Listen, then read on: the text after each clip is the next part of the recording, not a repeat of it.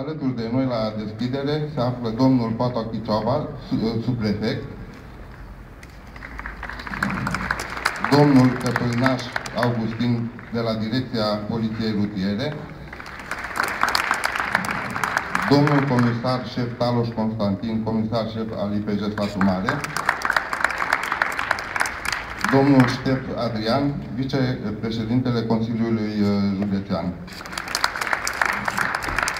Organizatorii acestui concurs sunt Ministerul Educației, Cercetării, Tineretului și Sportului, Ministerul Administrației și Internelor, Inspectoratul General al Poliției, Direcția Poliției Rutiere, Inspectoratul Școlar al Județului Satu Mare, Inspectoratul de Poliție al Județului Satu Mare și Palatul Copiilor.